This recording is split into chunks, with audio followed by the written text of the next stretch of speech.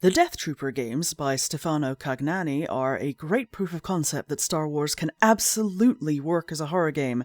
If you weren't aware, Death Troopers and Death Troopers The Outpost are a pair of indie horror games inspired by the novel of the same name, which I've been listening to the last few days. Highly recommend, it's very unsettling and gross.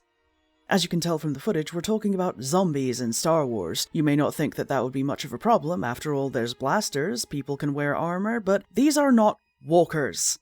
I mean, in the games they shuffle and individuals move slowly sometimes, but the book describes them as moving at a unsettling stagger run, and then when they're in a horde, moving like swarming insects.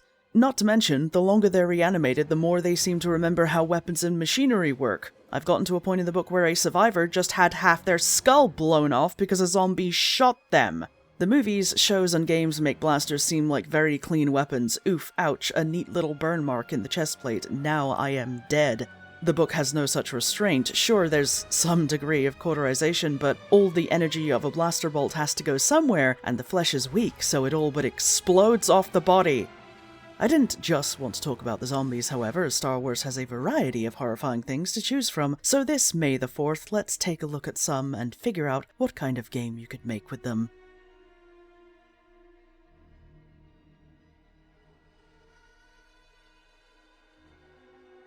If you enjoy this video, don't forget to like, subscribe, and hit that bell icon to stay up to date on all future uploads.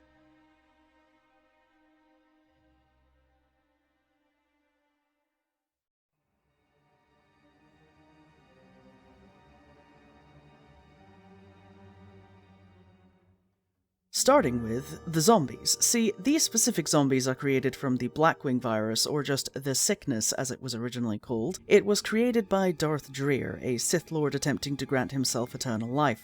Tale as old as time. It didn't work and he succumbed to his own creation, but not before it also killed everyone around him at the Otisar Faustin Sith Academy. 1,000 years later, Darth Scabarus attempted to recreate it and the same thing happened, more or less.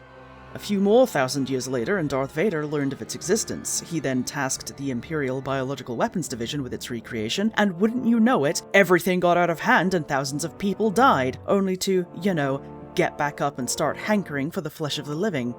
The real horror of the virus comes from the fact that it's actually sapient, turning those it infects into something of a hive mind, its only drive to spread and infect everything it comes into contact with. This aspect comes from the force-sensitive plant called the Murakami Black Orchid, which is also sapient, and could telepathically communicate with other force-sensitive beings. I imagine someone tearing you apart and trying to use your essence to achieve immortality might make you feel a little vindictive.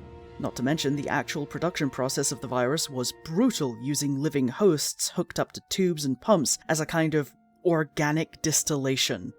Or, a tank full of disembodied human lungs attached to tubes, floating about like macabre butterflies. That sure was a visual.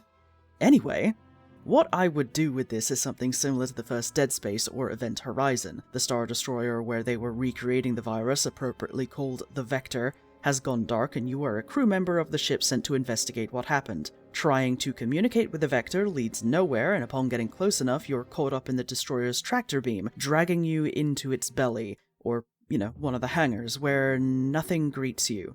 There's no sign of a fight, no struggle, no blood or bodies, it's just empty. So you do your job. You leave the hangar, you investigate the rest of the ship, splitting off to cover more ground. It's when you reach the bridge, bloody handprints smeared across the transparasteel viewports, the floor a mess of overlapping boot treads and drag marks, that your comms explode into a chorus of panicked screams, and the ship comes alive around you.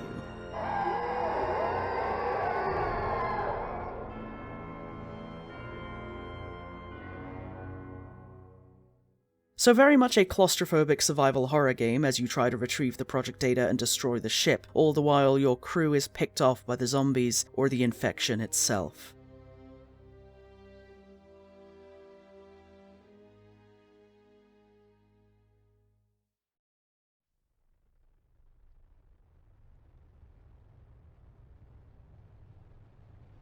So picture this, you're a technician working on the passenger ship Endeavour. Everything is normal, operating as usual, maybe there are some shifty or suspicious passengers, but that's no concern of yours, you're just paid to fix things.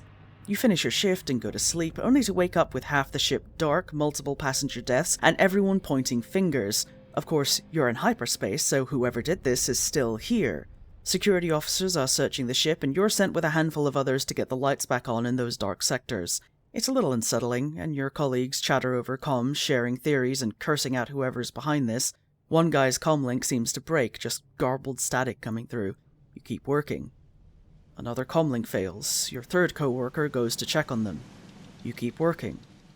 None of your team responds when you ask how they're doing. You go to check on the nearest one, but he isn't there, just his tools haphazardly scattered on the floor. Movement catches your eye in the half-light. A figure at the end of the hall. It's too thin, too tall, its feet don't touch the ground and it floats towards you, long white hair moving like it's underwater, teeth naked and grinning in its skeletal head, an emaciated corpse with eyes like frozen stars. Its jaw falls open in a piercing scream. It hates you. It hates you.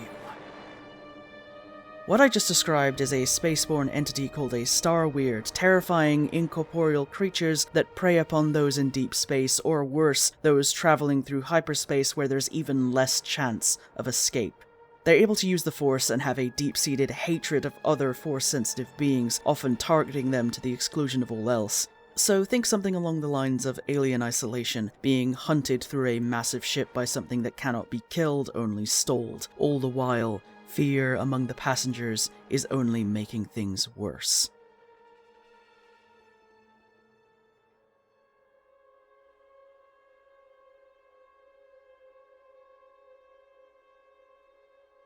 As much as I love rakghouls for basically being space werewolves, the most I could think to do with them was an outbreak scenario, since they work similarly to zombies, i.e. hordes of ravenous monsters trying to infect everything around them, and I didn't want to tread the same ground. So, you play as someone living their life on a frontier world, a farmer, maybe a hunter, then you notice crops beginning to rot for no good reason, animals start disappearing with only bloody scraps to hint at what happened, then people start to go missing too.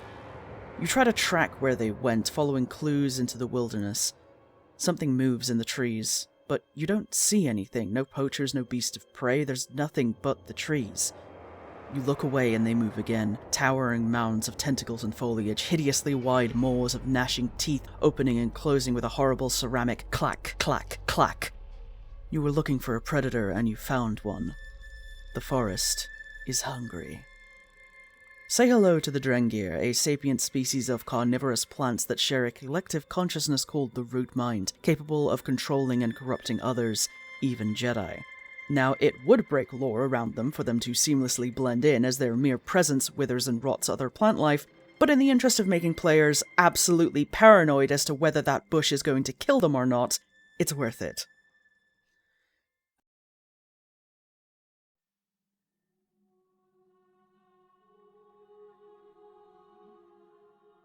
This is the closest thing to a cosmic horror old god Star Wars has, a being whose mere presence drives those in the same vicinity of space to her into madness.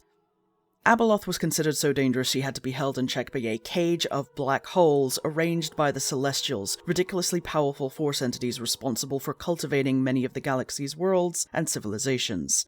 She was once a mortal woman who served the Celestials as a mother figure, completing the family of father, son, and daughter. But as she grew elderly, they remained ageless. Desperate to stay with them, she drank from the font of power as the son had, and bathed in the pool of knowledge as the daughter had. Doing both transformed her not into another Celestial, but a deeply twisted entity now known as Abeloth. So, you would play as a researcher on an archaeological expedition, unearthing what appears to be an ancient temple complex on a remote world with no record of habitation.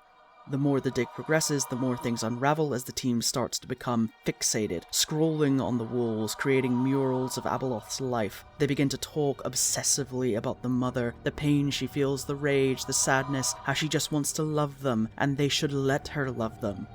But this love looks an awful lot like mutilation and sacrifice, of carving symbols into your own skin and performing rituals to weaken the chains of her cage, to make her strong enough to break free so she can spread her influence to all corners of the galaxy. She just wants to love us, and she has so much love to give.